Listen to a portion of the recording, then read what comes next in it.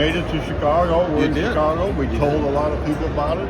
Here we are, and I missed yesterday. Well, that's not my fault, but you know, I chased you away on Friday, so that's Friday probably was good. Yeah, we had a good day. We had a full house yesterday, so probably couldn't even hardly talk yesterday for all the people. But today's Sunday, and today's awards day. It's been a good day so far, and 4 shows. 4 shows, 4 first places. This is actually the 5th show. So and now you know the results for today. What's up? Well, I got first place in class, and I have qualified for my ISCA class champion jacket. So we're in good shape. Are they measuring you up yet? Yeah, they asked for my size, and I lied. Did they really? So I hope I didn't order it too small. Oh, good. Congratulations. Well, thank you. That's a big deal. We're looking forward to moving forward to the next couple shows, and then be at the end of the season. So everybody doesn't get to do what you just did. No, even if you want to, you don't just get to do that. No, we took the kid and we added a lot of special touches to it and tried to take it to the level of a show car, and it's worked out for us.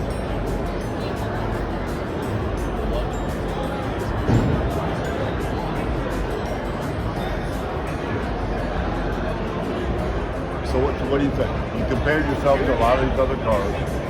If somebody wanted to do what you just did, what's it going to do? Be realistic in your goals. I can't compete against a $2 million car because I didn't build a $2 million car.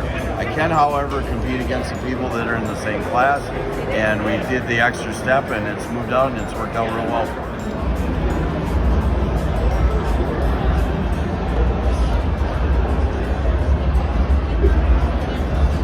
I did most of the work putting it together. I had help with the electrical from my brother. We had the motor gone through before we put in to just make sure everything was right. And then Dan Labonte from Gelpro did the change, which is really what taking the car over the top. But he made me do all the groundwork. I sanded, and then he would add more primer and filler to it, and then I get to sand again. And then by the time he shot the paint, it looks nice. Well, you can never block from it. You can tell it's straight. It's black on top. I mean, it's nice.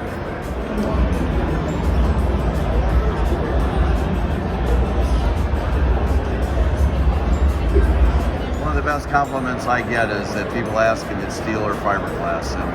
That is a good compliment. That's as good a compliment as it gets if they don't know going into it. Yeah. The color combination, when you paint a car 2 colors, it's like you got to think about it. Where do I put my line? Is that something? Well, I'm a Corvette guy, and we've talked, I think, about this in a previous episode. And if you look close, you'll notice that the colors are 78 pace car Corvette. I was just going to say, it looks like a pace car Corvette. And since I have all GM driveline, it's quite fitting. Okay. So it's a T based off the Model T, but I still like my Chevrolets. So what is the drivetrain in it? So we have a GM 350 block engine, and it's had a little bit of work done to it. We're at 390 horse. It's got 4-bolt mains, molly rods, Wisco pistons, roller rockers, little hot cam, and dart heads.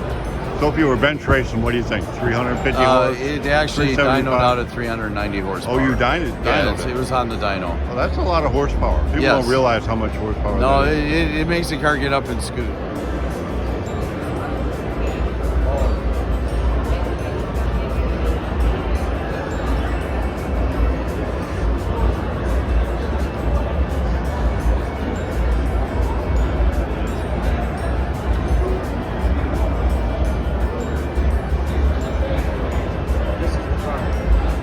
Overall, on a 1 to 10. Be my guest. How fun was it? I like to break. I'm right at 9.5. 9.5? Oh yeah, that's pretty good. Yeah, the best advice I could give, and throughout the show circuit, I get a lot of people to come up and ask about building a car and what it entails. And probably the best advice I can give is don't be afraid to ask for help, because you'll get it to a point where you're just in your head, you're overwhelmed, but you'll find out 99% of the time it's just a simple stumble that can easily be fixed, and it's 99% in your head, not in the work. So if somebody shoots you in the right direction, you pick up your pieces, fix your boo-boo, and move on. And when you're done and you look back at it, nobody in the world knows it but you. No, this is true. You can hide a lot of stuff. Point it out. A lot of people don't know this stuff. Yes, Yeah. yes, and most of the time it's just a very simple thing that gets you roadblocked. And between you two picking up the phone and building a relationship with Spirit, that's very important. Because when we ordered the kit and got everything coming this direction, it was during COVID. It took a little bit longer than we wanted, but it was a good thing because I was able to build them relationships.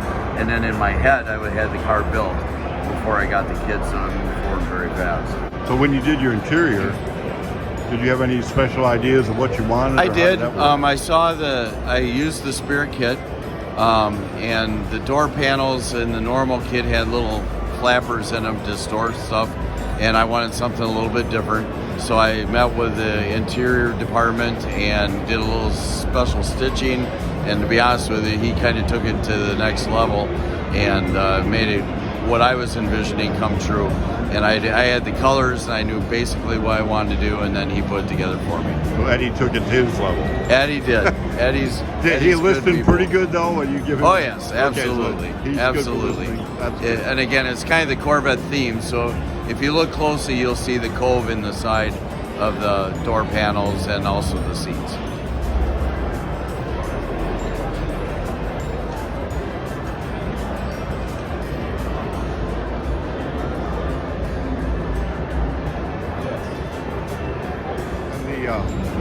Gauges will look pretty good. What kind of gauges? That's a Dakota digital gauge package, and what I like about it is that all the gauges are hooked together. It's a one setup. Every gauge for the car, your tach, your speedo, all your lights, your turn signals, everything are in one cluster. It also made it easier when we're wiring the car because they give you a junction block. You work your wiring into that, and then they have just a main plug that goes into the back of the panel. It's a little more money, but for me it gave me the look I wanted, but also the simplicity of putting it together.